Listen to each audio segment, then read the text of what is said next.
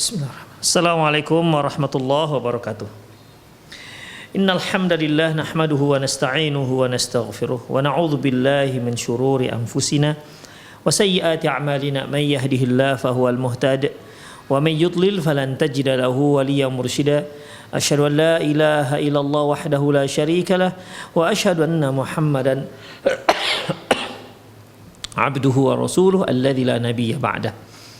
Wa qala Allah subhanahu wa ta'ala ya ayyuhalladzina amanu taqullaha haqqa tuqatih wa la tamutunna illa wa antum muslimun. Wa qala azza man qala ya ayyuhalladzina amanu taqullaha wa qulu qawlan sadida yuslih lakum a'malakum wa yaghfir lakum dhunubakum wa man yuti'illaha wa rasulahu faqad faza fawzan 'azima. Ya ayyuhan nasu taqu rabbakumul ladzi khalaqakum min nafsin wahidah wa khalaqa minha zawjaha wa batha minhuma rijalan katsiran wa nisaa wattaqullaha alladzi tasaaluna bihi wal arham innallaha kana 'alaikum raqiba. Amma ba'du, inna astaqal hadithi kitabullah wa khairal hadi hadi Muhammad sallallahu alaihi wasallam wa syarrul umur muhdatsatuha wa kullu muhdatsatin bid'ah wa kullu bid'atin dhalalah wa kullu dhalalatin finnar. Kaum muslimin dan kaum muslimat, para pemirsa Rosyad TV dimanapun Anda berada, alhamdulillah kembali kita bertemu dalam kajian kitab Fiqhut Tarbiyatil Abna. Ikhwah a'azinallahu wa iyyakum. Di kajian lalu kita telah membacakan terkait dengan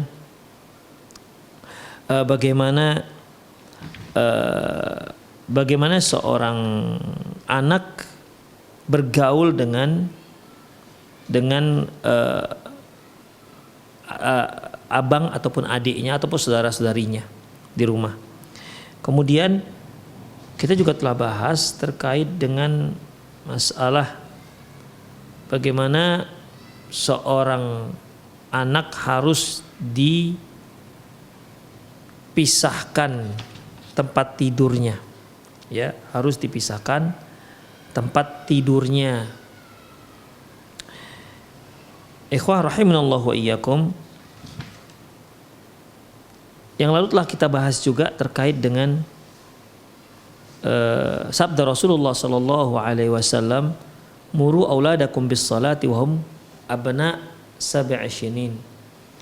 Perintahkan anak-anak kalian itu untuk melaksanakan salat di saat mereka sudah berusia 7 tahun. Wadribuhum 'alaiha wa hum abna 10 sinin, dan pukul mereka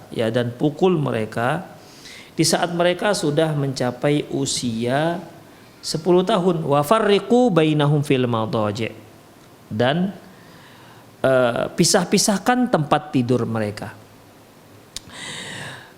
Hukum yang terkait dengan sholat itu erat sekali dengan masalah usia. Di usia 7 tahun si anak diperintahkan untuk sholat.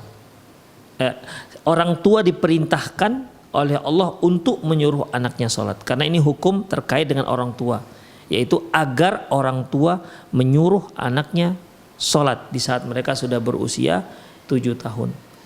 Dan kalau sudah berusia 10 tahun mereka masih belum sholat, maka orang tua diperintahkan oleh Allah untuk memukulnya, memberikan hukuman pukul agar dia mau melaksanakan sholat. Namun masalah wafarriqu bainahum fil madaji', dan pisah-pisahkan tempat tidur mereka, ini tidak terkait dengan hukum, tidak terkait dengan usia, ya, tidak terkait dengan usia. Coba perhatikan, Rasulullah mengatakan perintahkan anak kalian sholat di saat mereka berusia 7 tahun dan pukul dia di saat mereka usia 10 tahun, dan pisah-pisahkan tempat tidur mereka. Nah, demikian. Kalau penulis sendiri menyatakan bahwasanya mengenai memisahkan mereka memisahkan tempat tidur mereka itu tidak terkait dengan usia, ya, tidak terkait dengan usia. Memang kalau kita perhatikan bisa juga sih dikaitkan dengan usia, karena Rasulullah katakan dan pukul mereka, wadribu 'alaiha wa hum fi 10 sinin. Pukul mereka kalau mereka sudah berusia 10 tahun dan pisah-pisahkan tempat tidur mereka. Nah, seolah di sini ikhwah diartikan ya kalau sudah berusia 10 tahun pukul mereka kalau mereka masih nggak sholat dan pisahkan tempat tidur mereka. Seolah di sini bahwasanya memisahkan tempat tidur itu di saat mereka sudah berusia 10 tahun, bukan 7 tahun. Karena atofnya itu kepada usia yang 10 tahun. Tapi bisa juga diartikan ikhwah bahwasanya ini perintah yang kedua. Ya, kalau yang pertama tadi perintah sholat yang terkait dengan usia, yang kedua perintah untuk memisah-misahkan mereka di tempat tidur. Memisah-misahkan tempat tidur mereka. Demikian ikhwah. Allahu alam, kalau penulis sendiri beliau menyebutkan bahwasanya tidak ada hubungan ya mengenai perintah untuk memisahkan tempat tidur antar anak-anak, itu tidak terkait dengan usia. Baik. Wa hiya ba'du aqwalil ulama fi dzalik. Perhatikan di sini, ini beberapa pendapat para ulama tentang masalah wa farriqu bainahum fil madhaji. Pisah-pisahkan tempat tidur mereka, ya. Pisah-pisahkan tempat tidur mereka, bukan pisah-pisahkan mereka di tempat tidur ya.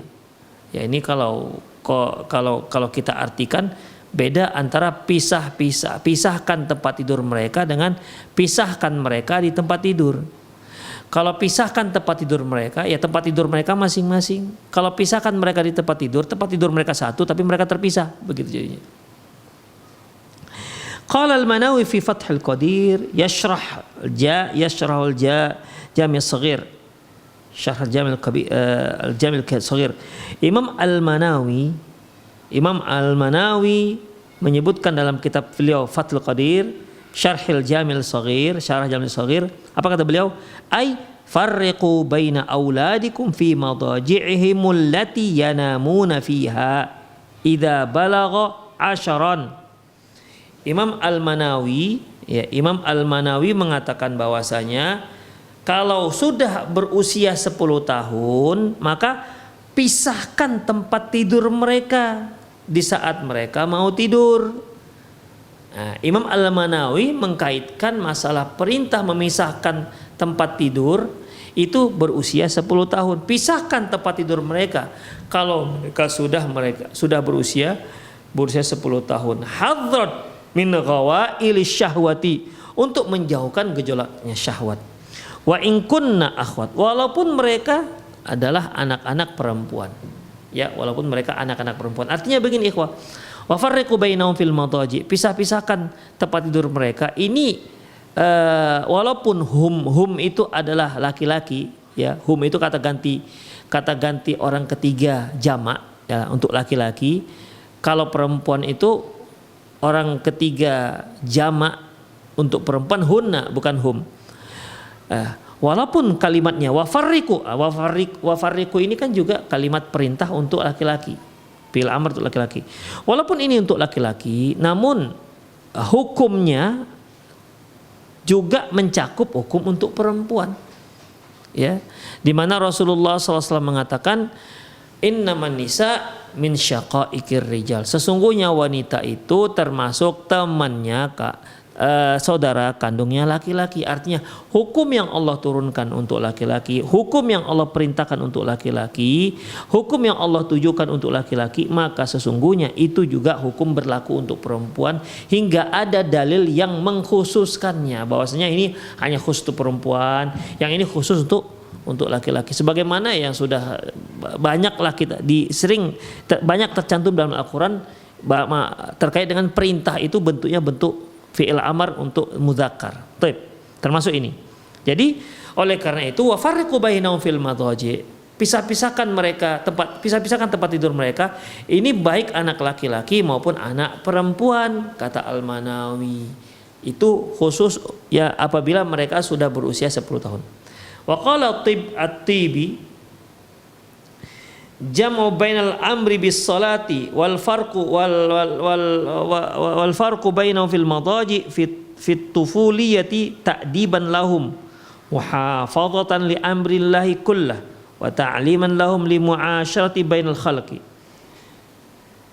Menggabungkan perintah salat dan perintah untuk memisahkan tempat tidur di masa kecil ini untuk mengajarkan mereka adab dan agar mereka bisa menjaga perintah Allah, seluruh perintah Allah, dan sekaligus untuk mengajarkan kepada mereka bagaimana cara bermuamalah dengan baik. Wala yaqifu mawaqifut tuhmah fayajtanibul maharim fayajtanibu al maharim. Dan sehingga mereka tidak berada di tempat yang menjadi kecurigaan orang lain, ya, kecurigaan orang lain. Demikian ikhwah rahimanallahu wa iyyakum. Jadi intinya, ya, di samping agar mengajarkan anak bagaimana cara bermuamalah dengan makhluk yang lain, bagaimana cara bermuamalah dengan manusia-manusia yang lain, ini juga sekaligus mengajarkan kepada mereka menjaga adab dan menjaga perintah-perintah Allah Subhanahu wa taala. Jangan sampai mereka berada di tempat yang di situ bisa menimbulkan banyak kecurigaan dan tuduhan.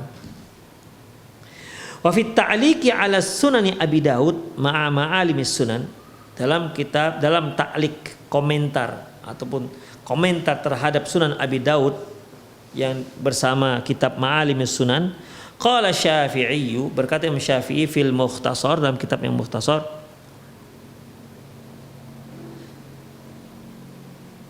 qala Syafi'i al-Mukhtasar fil Mukhtasar, berkata Imam Syafi'i dalam kitab Mukhtasar, wa 'alal aba'i wal ummahati ay yu'addibu auladahum wa yu'allimuhum at-taharata was-shalah.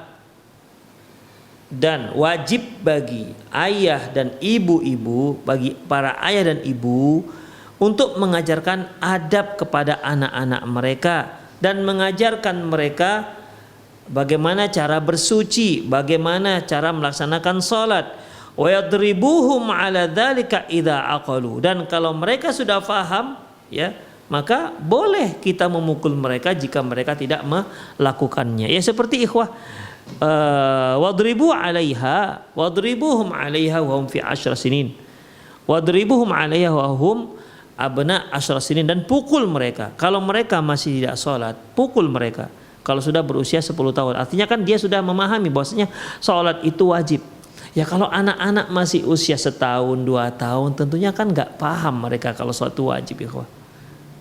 Bahkan sudah 3 tahun 4 tahun, bahkan udah TK sudah 5 tahun, masih banyak yang belum tahu bahwasanya itu wajib. Bahkan mereka sendiri nggak tahu apa itu wajib. Demikian. Tapi kalau sudah 10 tahun, ini anak-anak sudah mulai, pemikirannya sudah mulai matang, apalagi sudah mendekati usia baligh. Makanya kalau mereka usia 10 tahun belum juga sholat, pukul dia. Dan ini perintah dari Allah Subhanahu wa taala. Idza aqalu, jika mereka memahaminya. Berarti kalau ada yang usia 10 tahun tapi mereka, ya, apa namanya, ada sakit gilanya misalnya, maka ya jangan dipukul, ya kan, jangan dipukul. Kemudian wa yu'arrifuhum sa'iral wajibati diniyati, dan ajarkan mereka, beritahukan kepada mereka, kenalkan mereka seluruh kewajiban-kewajiban yang ada dalam agama Islam, ya. Ajarkan, beritahukan ke mereka, kenalkan mereka. Nah, zakat itu wajib, atau kalau perempuan, nah, tutup aurat itu wajib, demikian. Kalau istinja tak boleh pakai tangan kanan, kalau makan pakai tangan kanan. Demikian ikhwah, itu namanya mengenalkan mereka bagaimana hukum-hukum yang wajib yang ada dalam agama Islam. Demikian. Menutup aurat hukumnya wajib.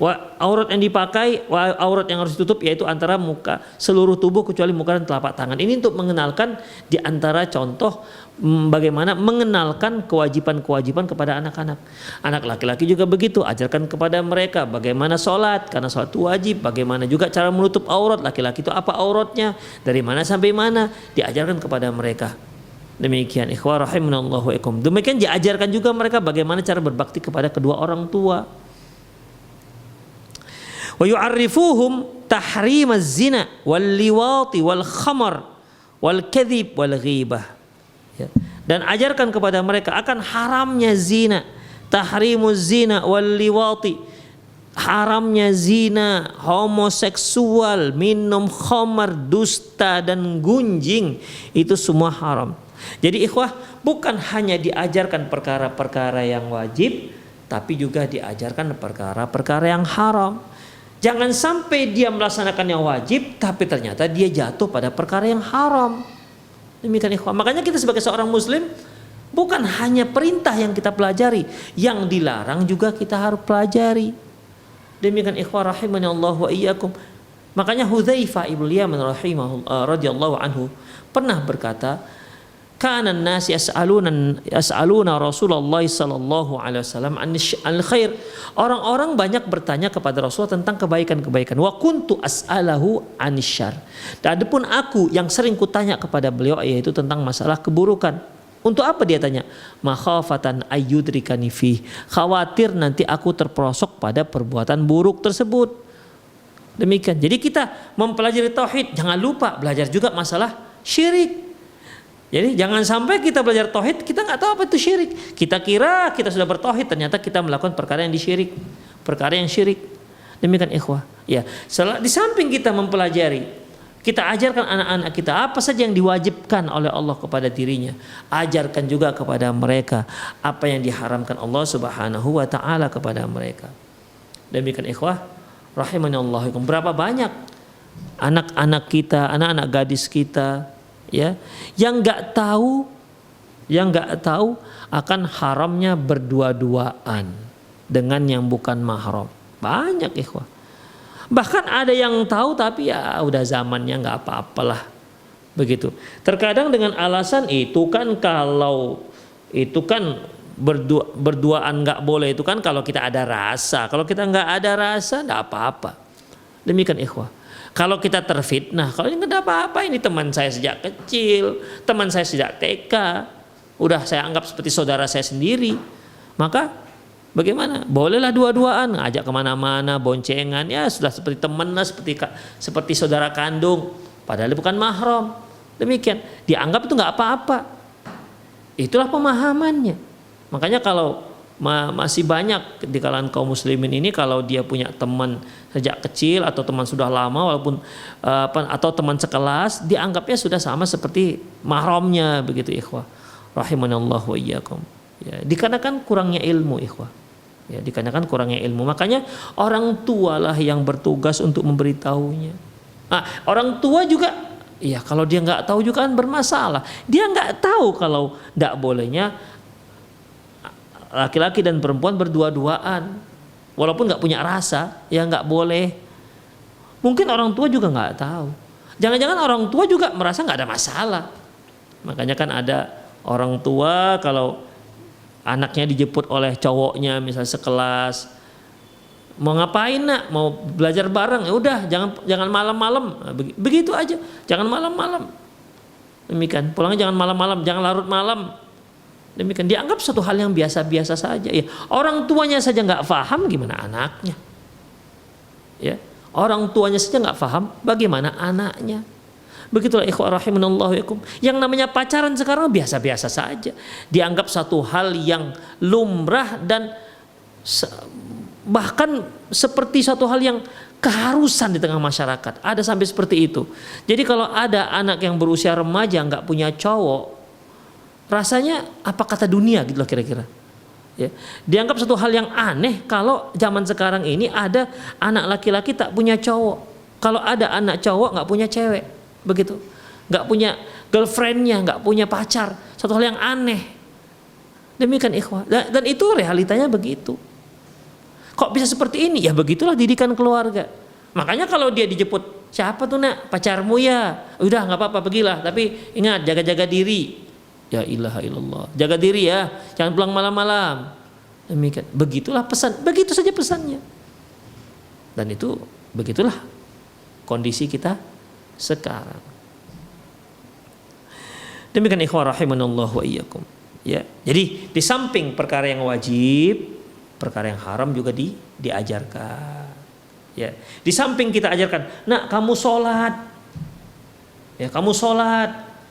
Kamu baca Quran, diajarkan juga tutup aurat, diajarkan juga adab-adab seperti ini, adab terhadap sama laki-laki, wanita terhadap laki-laki, laki-laki terhadap wanita. Demikian ajarkan mereka. Ya. Jadi jangan dikira kalau ada seorang anak cowok misalnya, masya Allah, seorang cowok dia rajin sholat, Ya, dia rajin sholat, kemudian dia juga bisa baca Quran, jago baca Quran. Kemudian selesai masalahnya. Sementara dia biasa pacaran ke sana kemari. Demikian dianggap ini cowok yang hebat lah begitu. Perfect, bisa menjadi imam begitu. Sementara dengan pacarnya berdua-duaan. Nah, ini nggak diajarkan ikhwah. Itulah ikhwah. Ya, jadi perlulah kita perhatikan masalah ini. Ya, bagi para pemirsa perlu sangat diperhatikan masalah-masalah seperti ini. Jangan dianggap remeh. Baik, kemudian kita lanjutkan. Demikian juga kita ajarkannya jangan zina, haramnya homoseksual, kemudian khamar, kemudian kadzib, dusta, ghibah, gunjing, dan ucapan-ucapan yang kotor. Ya, ajarkan itu haram, nggak dibolehkan. Ya. Kemudian ada satu lagi ikhwah yang macam dijadikan banyolan seperti tingkah laku niru-niru perempuan, laki-laki niru-niru bencong gitulah. Ya, niru-niru orang-orang yang waria. Demikian. Mereka berbuat seperti itu, dianggap itu sebagai banyolan, lucu-lucuan. Ikhwah, ajarkan pada anak kita jangan. Ya, jangan, karena itu termasuk tasyabbuh. Jangan. Walaupun untuk candaan, jangan tiru-tiru kaum wanita dan sebaliknya. Tidak boleh untuk canda-candaan. Demikian ikhwah. Berapa banyak orang yang canda-candaan akhirnya jadi betulan. Itu. Dan ingat, la'anallah al-musyabbihatu bin nisa wal musyabbihina wal musyabbihatu bin birrijal. Allah melaknat laki-laki yang menyerupai kaum perempuan dan kaum perempuan yang menyerupai kaum laki-laki. Itulah ikhwah para pemirsa rahimani Allahu wa iyyakum. Baik. Wa fil 'aridah syarh Tirmidzi, dalam kitab 'aridah syarh Tirmidzi, wa hadza ala tariqit tamrini ala ta'ati wa i'tiqadil ibadati liyuballigha haddal wujubi fayashalu alaihi. Ya, demikianlah cara mengajarkan, membiasakan anak-anak, melatih anak-anak untuk taat, ya, untuk taat dan adanya keyakinan dalam beribadah supaya mereka sampai pada batasan kewajiban. Ya, batasan kewajiban. Jadi ikhwah, anak-anak ini kan mulailah dia dibebani hukum taklif, berdosa kalau dia nggak lakukan. Ya, kalau ada kewajiban dia nggak lakukan, dia berdosa. Kalau ada yang haram dia lakukan, dia berdosa. Yaitu ketika dia sudah balik. Ketika dia balik, maka mulailah dia dibebani hukum. Maka sebelum dia balik, itu diajarkan hal-hal seperti ini.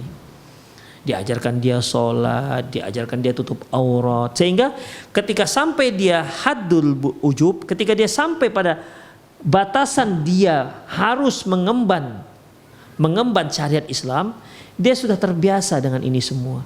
Dia sudah terbiasa pakai jilbab, dia sudah terbiasa sholat, dia sudah terbiasa tidak mengucapkan ucapan kotor.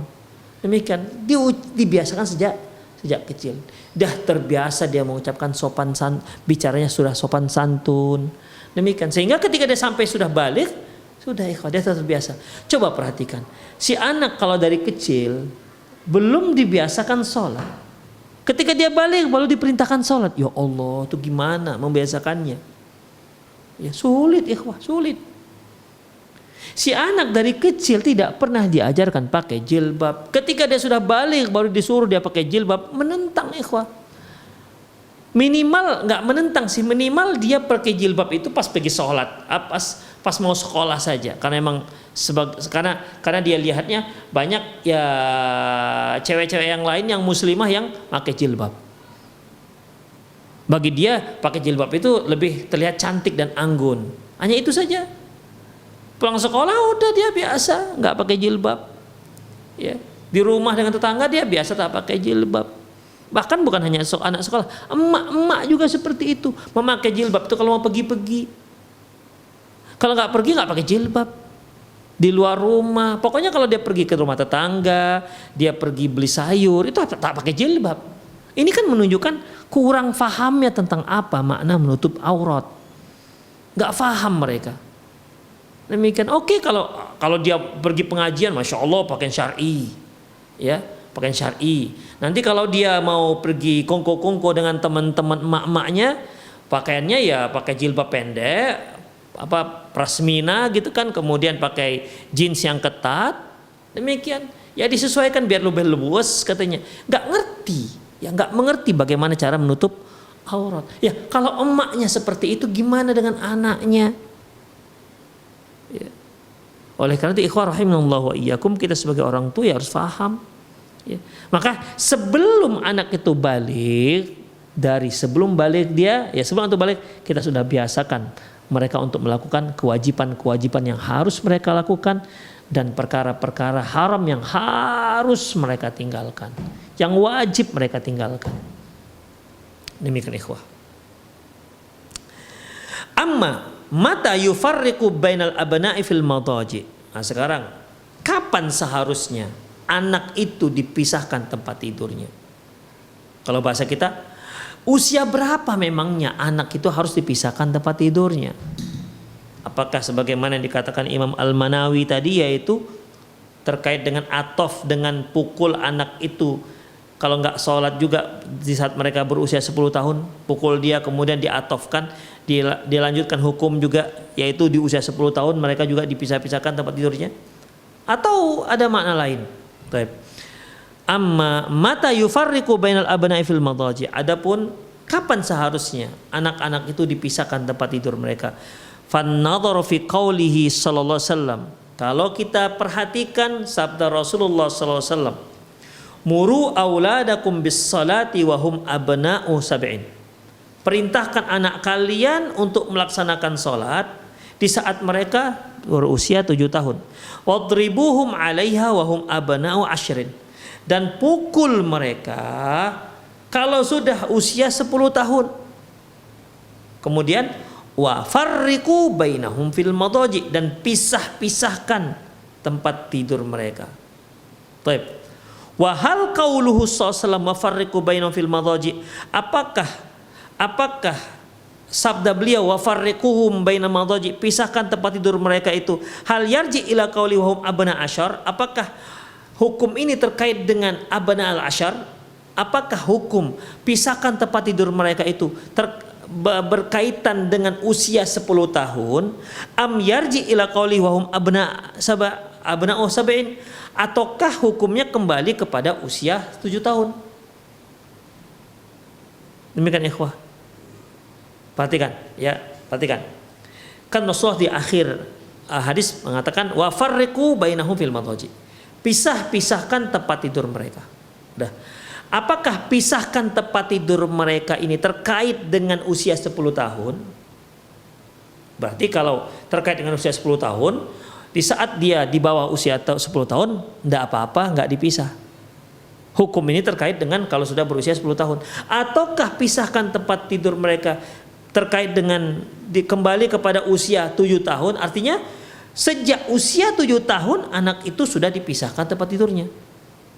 Ataukah am anna qaulahu farriqu bainahum fil madaji, ataukah sabda beliau pisahkan tempat tidur mereka amrun mustaqillun la yata'allaqu bisinin, yaitu perkara khusus yang tidak ada kaitannya dengan usia. Jadi ada dua hukum. Pertama hukum yaitu suruh anak kalian sholat di saat mereka sudah berusia 7 tahun, dan pukul mereka di saat mereka sudah berusia 10 tahun, titik. Nah, kemudian perintah kedua, ya, perintah kedua, dan pisahkan tempat tidur mereka. Jadi ini perintah pisahkan tempat tidur mereka tidak ada hubungannya dengan masalah perintah sholat. Berarti kalau kita katakan tidak ada hubungannya, berarti perintah untuk memisahkan tempat tidur tak terkait dengan usia. Artinya sebelum 7 tahun juga harus dipisah, gitu maksudnya, ikhwan. Ya. Demikian. Jadi ada 3 di sini. Apakah perintah untuk memisahkan tempat tidur terkait dengan usia 10 tahun?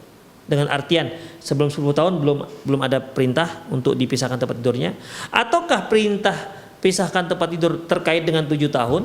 Berarti kalau 6 tahun ke bawah belum diperintahkan untuk pisahkan tempat tidurnya, ataukah perintah untuk memisahkan tempat tidur ini perintah khusus, perintah tersendiri, tak terkait dengan sholat, dengan artian perintah memisahkan tempat tidur ya sejak kecil, begitu, tak terkait dengan usia.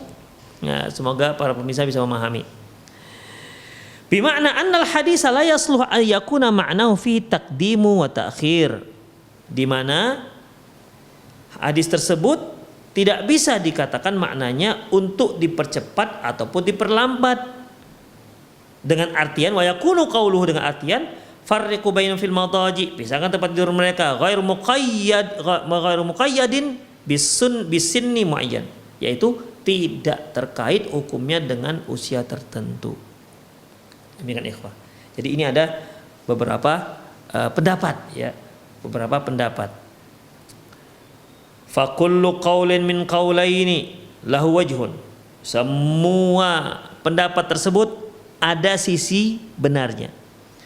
Fa dhahiru indi, menurutku, zahir, ya, zahir daripada hadis tersebut, menurutku, pendapatku, anna tafriqa fil madaji' mahalluhu idza wujida syarri wal fasad. Bahwasanya hukum terkait dengan memisahkan tempat tidur anak-anak, ya, kaitannya dengan jika didapati adanya kerusakan dan kejahatan. Wa idza wujidal marad fa adza fi ayyi sinin kana dzalik. Apabila penyakit ini ada, ya, penyakit ini ada, penyakit kerusakan itu ada, maka langsung di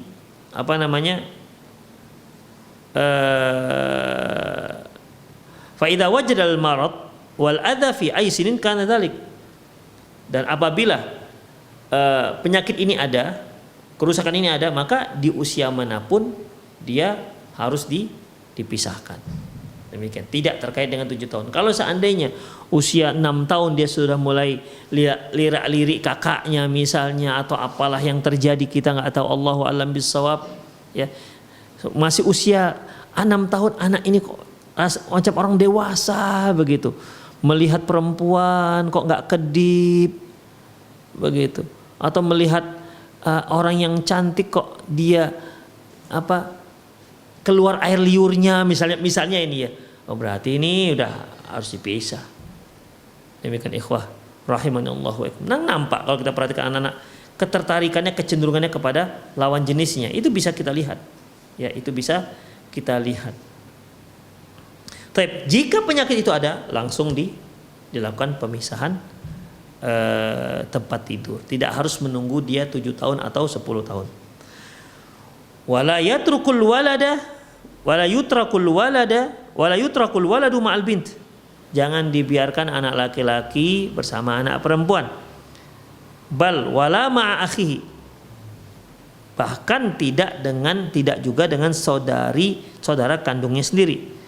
Bal wala ma'a nafsihi amama syashatil video wa tilvizyun allati tunshirul aflam radhilah tabuthu aghanil khali'ah.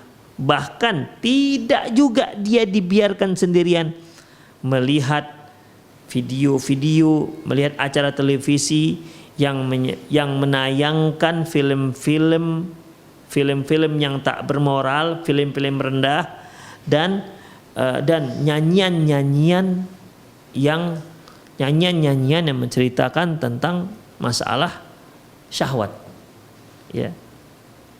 Nyanyian porno lah gitu ikhwah. Tidak dibiarkan. Fakam min musibatin hadatsat bainal maharimi bisabab dzalik.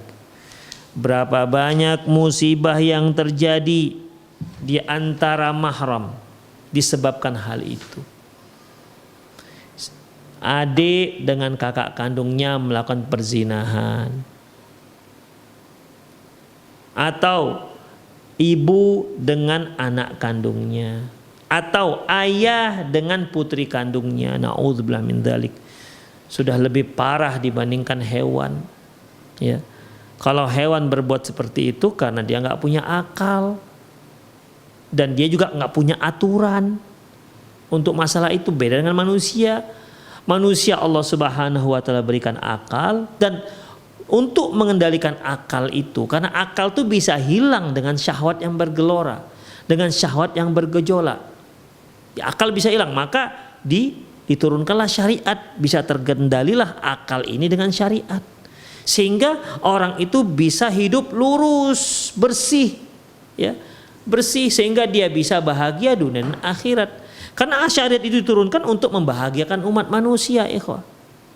Ya. Jadi jangan dikira yang namanya bahagia itu adalah orang yang dugem, yang dansa-dansi sana sini, kemudian yang pacar sana pacar sini, kemudian gonta-ganti pasangan sana sini. Demikian, bukan itu yang hidupnya hura-hura, bebas tanpa ada aturan, tidak mengenal haram dan halal. Jangan dikira itu yang dikatakan bahagia. Orang yang bahagia adalah orang yang menjalankan syariat. Itu bahagia hakiki akan dia rasakan dalam hatinya. Ya. Walaupun mungkin kita lihat dia hidupnya susah, ekonomi sulit, tapi kalau dia melaksanakan syariat, dia akan merasa bahagia. Bahkan kebahagiaannya itu bisa melebihi kebahagiaan seorang raja yang dikelilingi dengan kemewahan dan harta yang melimpah ruah. Demikian ikhwah. Karena bahagia itu milik semua orang. Ya, bahagia itu milik semua orang jika mereka tahu tentang syariat Allah Subhanahu wa ta'ala. Itulah ikhwah.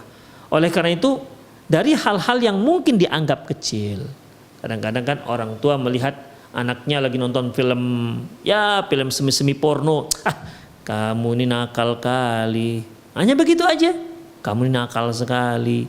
Kadang-kadang pun mungkin orang tuanya lihat, tuh tengok tuh anakmu sudah mulai lihat film-film seperti itu misalnya, biar dia belajar, sudah dewasa. Suatu hal yang dianggap lumrah, yang mungkin bapak yang mamanya juga begitu sebelumnya. Itulah ikhwah rahimanallahu wa iyyakum. Iya kan? Dianggap lumrah. Anak gadisnya yang masih berusia 16 tahun dijemput cowok, diajak jalan-jalan, udah pergi, jaga diri ya, begitu. Jangan malam-malam pulang. Begitu, itu dianggap lumrah. Yang seperti ini akhirnya ikhwah merusak generasi. Gara-gara orang tua juga yang nggak mengerti bagaimana cara mendidik anak-anaknya. Na'udzubillah min dzalik. La ilaha illallah. Wa kadzalika faltura'a thiyabal fatayat fil buyuti. Demikian juga hendaklah orang tua itu, hendaklah anak perempuan itu memperhatikan pakaian yang dia pakai di rumah. Fala takun thiyaban yuftinna bil ikhwanuhunna dzukur. Jangan sampai pakaian itu pakaian yang membuat saudara-saudara laki-lakinya terfitnah. Ya, dengan pakaian-pakaian seksi, atau mungkin dia keluar kamar hanya dengan memakai bikini saja misalnya. Demikian, jangan sampai seperti itu. Terfitnah jadinya. Teman-teman terfitnah saudara-saudara laki-lakinya. Okelah dia tak lakukan dengan adiknya, dengan saudari perempuannya. Mungkin dia ingin lakukan itu dengan perempuan yang lain misalnya. Demikian ikhwah. Wa talfitu anzaruhum ilal muharram wa tuhayyiju fiha kamin. Sehingga menjadi perhatian saudara-saudara laki-lakinya, sehingga untuk melihat hal-hal yang haram. Jadi ketika dia melihat saudari perempuannya seperti itu memakai pakaian seksi, kemudian dia juga ingin melihat di tempat lain misalnya, di tempat-tempat lain, sehingga bisa menggelorakan syahwatnya. Na'udzubillah min dzalik. Walaysat thiyabul fatayat fal hasab. Bahkan bukan hanya diperhatikan tentang pakaian anak perempuan saja, bal tura'il ummu nafsiyati abna'iha wa yura'i al-abu nafsiyatil banatiha. Bahkan seorang ibu haruslah memperhatikan kejiwaan anak-anak laki-lakinya, dan seorang ayah memperhatikan kejiwaan anak-anak perempuannya. Fala takhrujil ummu biqamisin naumi amama abna'iha al-mumayyizin wal murahiqin wal balighina. Janganlah seorang ibu itu keluar dari kamarnya dengan memakai pakaian tidur. Ya, pakai tidur di sini mungkin Yang dimaksud pakaian tidur sini mereka yang biasa memakai pakaian tidur yang transparan, ya. Demikian ikhwah. Karena banyak juga yang memakai pakaian tidur itu pakaian biasa saja. Demikian, nggak ada spesialnya pakaian tidur. Apa yang dia pakai ketika keluar rumah itu yang dipakai tidur, begitu kan. Demikian. Yang masuk di sini yaitu pakaian tidur khusus yang biasa orang pakai ketika tidur, pakaiannya transparan, agak lebih seksi, begitulah. Jangan seorang ibu keluar dari kamarnya dengan memakai pakaian seperti itu. Ya, di hadapan anak-anak laki-lakinya yang puber. Fala yakhrujul abu kadzalika bi thiyabit tuthirul tibahi banatihi, dan juga janganlah seorang ayah keluar dari kamarnya dengan memakai pakaian yang menjadi perhatian putri-putri kandungnya. Fala yakhruju bisarawil qasir yuhaddidu auratahu amama banatihi. Janganlah dia memakai pakaian, janganlah dia memakai celana yang sangatnya pendek sehingga membentuk auratnya. Demikian ikhwah. Ya, saking pendeknya, pakai pendeknya sudahlah pakaian pendek, ketat lagi. Terlihatlah bagaimana pinggulnya, terlihatlah bagaimana sebelah depan pinggulnya, bentuk mungkin kemaluan si ayat berbentuk di situ. Demikian ikhwah. Dan itu dilihat oleh anak perempuannya. Allahu akbar, naudzubillah min dzalik. Seharusnya seorang ayah malulah seperti itu ikhwah. Malu. Ajarkan anak-anak kita itu bagaimana cara berakhlak, ya. Ajarkan mereka akhlak, ajarkan mereka rasa malu. Fa inna hadza kulluhu yuthiru syarr wa yuhayyiju ala hawa fawahish wallahu yuhibbul fasad.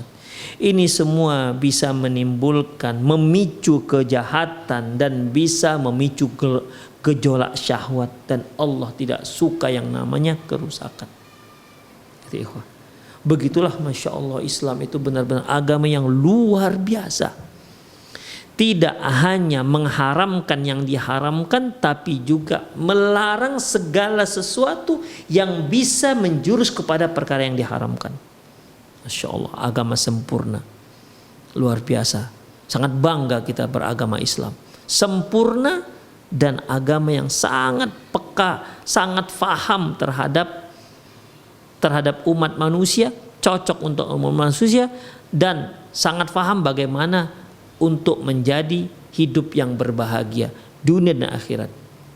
Makanya wajar kalau Allah katakan, ya, wa may yabtaghi ghairal islami dinan, barang siapa yang mencari agama selain Islam, fala yuqbalu min, dia tidak akan diterima, wa huwa fil akhirati minal khasirin, dan dia termasuk di akhirat termasuk orang yang rugi. Bukan hanya rugi akhirat, di dunia sudah rugi mereka. Ya, di dunia saja sudah rugi, apalagi di akhirat. Wala haula wala quwata illa billah. Summa adabun jalilun. Kemudian juga harus diperhatikan adab yang sangat agung. Qad nabbahtu alaihi fi kitabi fiqh ta'amuli bainaz zaujain, yang telah aku catat, ya, yang telah aku ingatkan dalam kitabku fikih ta'amul baina zaujain, alal abawaini ayyulahidhanihi wa yuqimanihi fil usrati. Hendaklah yang dimana hal itu semua harus dilaksanakan dan diperhatikan oleh kedua orang tua di keluarganya. Apa itu? Ala wa huwa ma amarallahu bihi. Dia adalah perkara yang diperintahkan oleh Allah Subhanahu wa taala, haitsu qala subhanahu, di mana Allah berfirman, ya ayyuhalladzina amanu liyasta'dzinkumul ladzina malakat aymanukum walladzina lam yablughul huluma minkum salasa marrat. Wahai orang yang beriman, hendaklah hamba-hamba sahaya kalian dan anak-anak yang belum baligh agar mereka minta izin kepada kalian ketika mau masuki rumah atau ketika mau masuki kamar kalian. Anak-anak ikhwah itu kan biasa mereka keluar masuk kamar ibunya, keluar masuk kamar kakaknya, keluar masuk kamar abangnya, ya. Satu hal biasa, mereka nggak mungkin juga tak paham harus minta izin, mungkin juga kakaknya yang saat itu mungkin hanya pakai baju yang sangat minim karena dianggap ini adik-adik nggak paham, ya biasa-biasa saja. Demikian ikhwah. Si abang juga begitu karena adik yang masuk perempuan itu masih dianggap masih ya berusia dianggap nggak paham, dia juga nggak masalah. Demikian. Makanya Islam mengatur ini semua. Anak-anak kalian, ya, anak-anak kalian yang belum baligh dan hamba-hamba sahaya kalian hendaklah minta izin kepada kalian ketika mau memasuki kamar kalian. Kapan itu? Salasa marrat, di 3 waktu. Pertama, min qabli salatil fajri. Yang pertama yaitu sebelum salat fajar. Yang kedua, wahina tada'una thiyabakum minadh-dhahirati. Dan yang kedua, ketika kalian menanggalkan pakaian kalian di siang hari. Wa min ba'di salatil isya, dan di saat dan setelah salat isya. Salatsu auratil lakum. Inilah 3 aurat kalian. Inilah 3 aurat kalian. Artinya harus kalian jaga, ini aurat.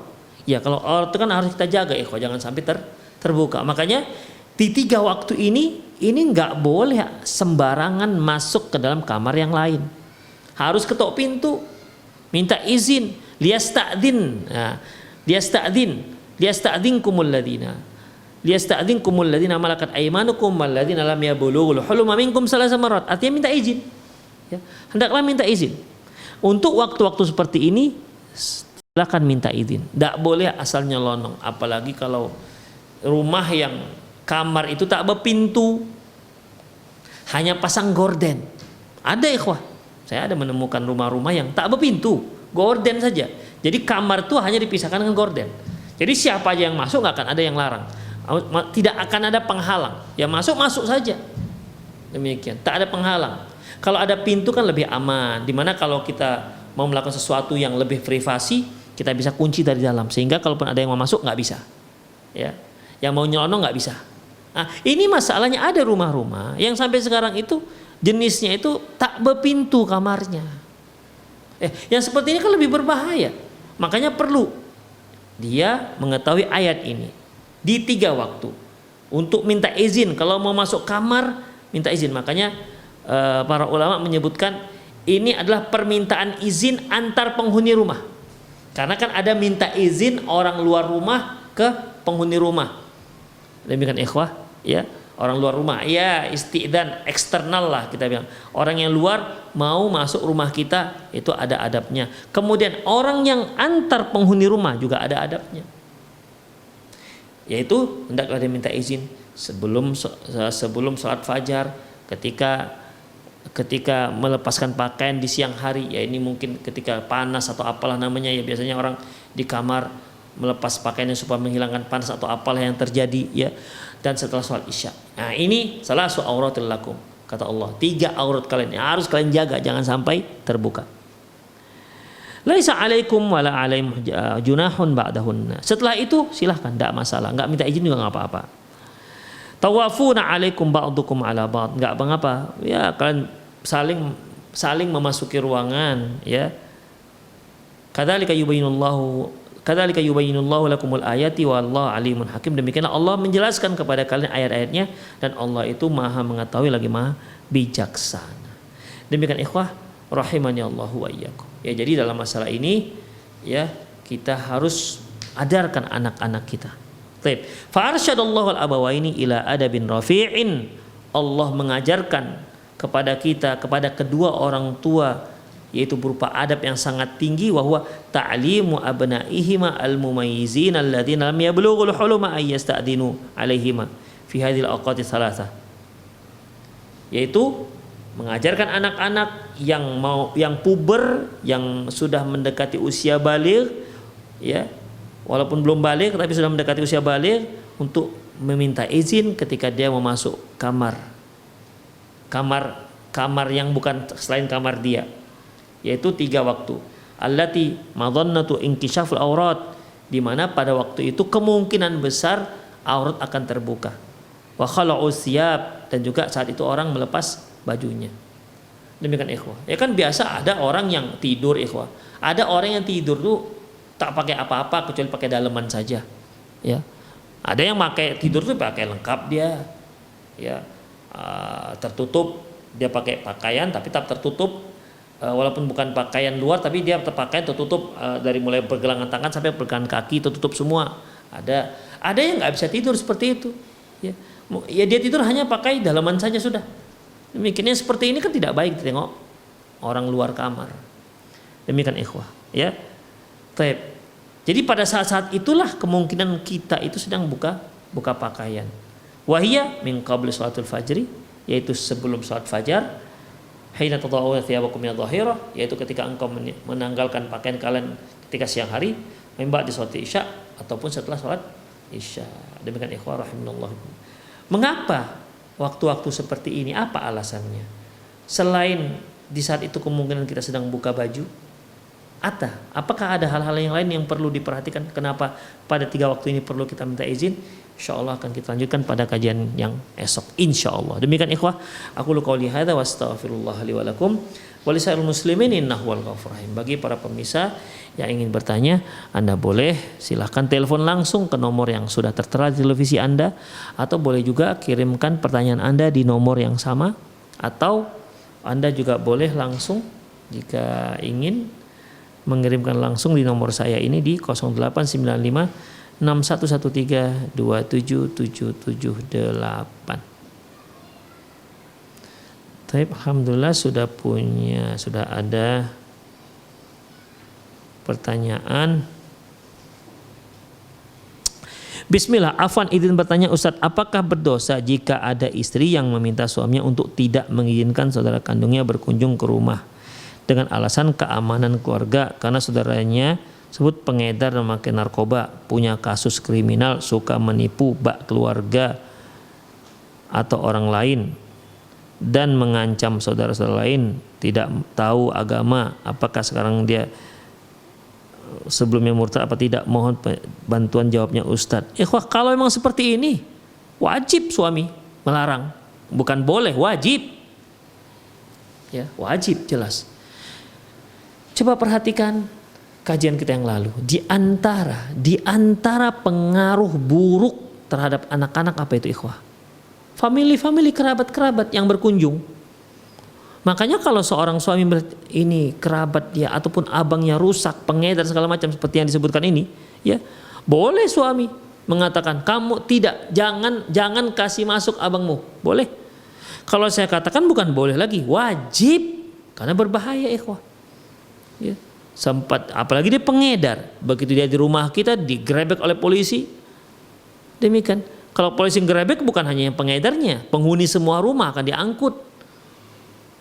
Jadi kalau seperti ini kasusnya, ya, apakah berdosa jika ada istri yang meminta suaminya untuk tidak mengizinkan saudara kandungnya? Bukan berdosa, malah berpahala. Istrinya seperti ini, karena dia tahu itu kan membahayakan suaminya. Ya. Bahkan dia wajib menyebutkan ini kepada suaminya supaya bisa hingga akhirnya dia terbebas dari sebuah kewajiban, yaitu memberitahukan kebaikan kepada sang suami. Demikian ikhwah. Ya harus dikasih tahu kalau memang seperti ini kondisinya, karena memang sangat berbahaya. Apalagi kalau sampai dia sangat dekat dengan suami, adiknya atau abangnya. Demikian. Allahu a'lam bishawab. Bismillah dari Ummu Ais dari di Pekalongan. Afwan Ustaz mau tanya, sampai usia berapakah anak boleh mandi bersama orang tuanya? Ikhwah rahimanallah wa iyyakum, sampai usia berapakah anak boleh mandi bersama orang tuanya? Allahu a'lam bissawab. Sebagaimana tadi Syekh Mustafa Al-Adawi menyebutkan bahwasanya wa farriqu bainahum fil madaji', pisah-pisahkan tempat tidur mereka, itu kaitannya tidak dengan usia tapi kaitan dengan kondisi si anak. Ya, kondisi anak. Kira-kira anak ini sudah mulai perhatian dengan lawan jenisnya, maka pisahkan. Karena kalau dibiarkan itu bisa berbahaya. Sama dengan seperti ini. Kalau apabila si anak sudah mulai perhatian dengan hal-hal yang memang ya yang terkait dengan lawan jenis, ya, maka jangan lagi dia mandi dengan ibunya. Mandi bersama dengan ibunya ini kan berarti ibunya tak berpakaian seperti anaknya, kan gitu kan artinya. Ya, kalau si ayah mandi dengan anak perempuannya yang masih kecil gitu kan, artinya ayahnya tak berpakaian atau hanya sekedar pakaian dalam saja, misalnya daleman saja, dan dia memandikan anak kecilnya yang perempuan misalnya. Demikian ikhwah. Itu kan maksudnya. Ya makanya perhatikan, ya diperhatikan bagaimana kondisi si anak. Demikian, kitalah yang lebih paham. Ya, kitalah yang lebih paham. Kalau kira-kira sudah mulai besar, dia udah 2 tahun, ya 2 tahun atau 3 tahun, dah kira-kira sudah tak layak lagi, maka kitalah yang ijtihad ikhwah. Kadang-kadang ada anak-anak itu sampai usia 7 tahun 8 tahun juga belum paham dia begitu, masih betul-betul benar-benar dia masih ya merasa kecil. Demikian ikhwah. Ya itu dia. Jadi masa dia nggak perhatian dia dengan ke sana. Dia main begitu aja, dia main. Ya anak-anak benar. Dia nggak begitu perhatian dengannya seperti itu. Sudah usia 6 tahun, 7 tahun, mau tamat SD juga dia nggak begitu perhatian dengan lawan jenis dengan dia. Bagi dia ya belajar, main dah gitu aja. Berarti kan beda hukumnya. Maka mengenai hal ini ibu yang bertanya, ibulah yang lebih tahu bagaimana kondisi anak ibu.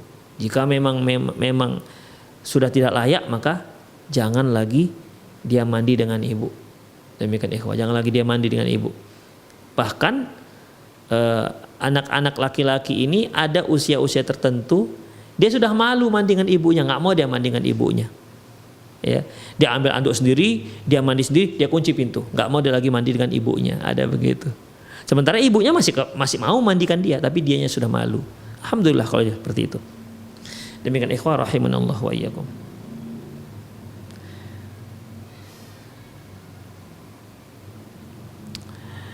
Assalamualaikum Ustaz, saya hamba dari Palembang atau mau bertanya. Saya punya anak yang sudah balik maksudnya. Kami sudah memarahi atau menyuruh untuk melaksanakan sholat, tapi sering tidak didengarkan. Apakah kami sebagai orang tua ikut berdosa karena anak tidak dilaksanakan sholat? Begini ikhwah rahimanallah wa iyyakum. Ini juga kondisinya harus diperhatikan. Pada prinsipnya ayah adalah anggota keluarga. Ayah adalah pimpinan keluarga. Yang Rasulullah katakan, man ra'a minkum munkaran falyughayyir biyadihi. Barang siapa yang melihat kemungkaran hendaklah dia rubah dengan tangannya, dengan kuasanya. Ayah itu punya kuasa dengan si anak. Ya, ayah punya kuasa dengan si anak. Baik. Dalam masalah ini seorang ayah gunakan kekuasaan dia agar si anak mau tidak mau harus sholat. Demikian ikhwah. Ya, tidak harus pukul. Kalau sudah balik, sepertinya untuk pukul itu bukan pendidikan lagi. Apalagi anak sekarang. Ya, dipukul ayahnya dia sudah balik. Jangan-jangan nanti bales dia karena dia merasa sudah besar. Sudah besar kok dipukul, macam anak-anak. Jadi jangan pukul. Di sini sudah nasihat. Nasihat dan power boleh.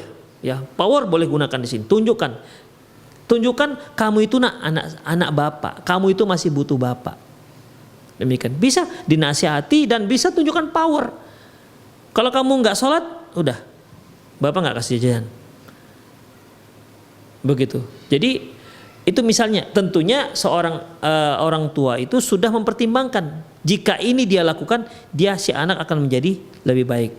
Tapi kan ada juga anak ketika diancam oleh orang tuanya, kalau kamu nggak sholat, ayah nggak akan kasih jajan katanya. Apa kata anaknya? Sudah nggak apa-apa, nggak jajan nggak apa-apa. Ketimbang sholat, mendingan nggak usah jajan. Bisa kok dia kerja dengan temannya. Misalnya begitu, bisa ada yang seperti itu. Sehingga menstop jajan anak bukan satu solusi untuk membuat dia menjadi baik. Maka jangan gunakan jalur itu, karena intinya kita itu kalaupun pukul itu bukan maksudnya menyakiti. Tetap bagaimana si anak agar bisa menjadi baik, itu sebenarnya, ya. Pukul, kalaupun kita wadribu alaihi wa hum fi asyri sinin, pukul dia kalau mereka sudah berusia 10 tahun, itu bukan untuk menyakiti, bukan, tapi itu adalah cara agar memberikan dampak jerah pada si anak agar dia sholat. Itu dia ikhwah, ya, sholat. Demikian. Kalau sudah balik untuk dipukul, aduh itu nggak caranya lagi, ya, nggak caranya lagi. Tapi dengan cara seperti itu mungkin bisa, Ya. Apa yang paling dia suka, apa yang dia paling tergantung dengan orang tuanya, coba ancam itu. Itu pun pertimbangannya jika memang dia diperkirakan bisa berubah. Kalau dicoba, diuji cobakanlah ini cara ini, ternyata tak berbekas, tidak berpengaruh, maka jangan lakukan, jangan lanjutkan, karena malah akan menimbulkan mudarat. Pindah dengan plan B, cara yang lain. Nah, demikian ikhwah. Jadi di sini bapak dan ibu lah yang lebih paham apa kira-kira agar si anak bisa perhatian dengan sholatnya. Demikian. Adapun si ibu, ya ibu terus kasih nasihat pada anaknya, ya nasihat dengan linangan air mata, demikian ya. Dengan ya pandai-pandailah ibu memberikan nasihat, demikian ikhwah. Jadi ayah menunjukkan powernya, dia punya power, tapi ingat Pak, sekedar power bukan untuk menunjukkan kesombongan, bukan, ya. Ibu memberikan nasihat, demikian. Semoga dengan kerjasama ini ya bisa membuat anak menjadi baik. Kemudian jangan lupa doa. Si ayah ibu benar-benar berdoa kepada Allah agar si anak mau sholat. Karena bagaimanapun innaka la tahdi man ahbabta walakinnallaha yahdi man yasha. Engkau itu tidak bisa memberikan hidayah kepada orang yang engkau cintai. Walakinnallaha yahdi man yasha, tapi Allah lah yang memberi hidayah kepada orang-orang yang Dia kehendaki. Jadi kita walaupun kita orang tua dan objeknya adalah anak kita, tetap saja hidayah dari Allah Subhanahu wa taala. Kita hanya bisa berupaya dengan semaksimal mungkin, dan ini ibadah kita kepada Allah, dan ini merupakan implementasi pelaksanaan amanah Allah kepada kita, ya. Semoga itu menjadi pemberat amalan kebaikan kita sehingga memasukkan kita ke dalam surga. Demikian ikhwah. Kita berusaha dengan semaksimal mungkin, ya, dengan berbagai cara yang kita ketahui. Seraya berdoa pada Allah Subhanahu wa taala. Ikhwah rahimanallah wa iyyakum. Sepertinya itu sajalah kajian kita di sore hari ini. Semoga sedikit yang kita bahas tadi bermanfaat. Demikian aku qouli hadza wa astaghfirullah li wa lakum wa lisal muslimin innahu wal ghafurur rahim. Kita akhiri dengan doa kafatul majlis. Subhanakallahumma wa bihamdik asyhadu an la ilaha illa anta astaghfiruka wa atubu ilaik. Wa sallallahu ala nabiyina Muhammad wa ala alihi wa ashabihi ajmain. Wa akhiru da'wana alhamdulillahirabbil alamin. Assalamualaikum warahmatullahi wabarakatuh.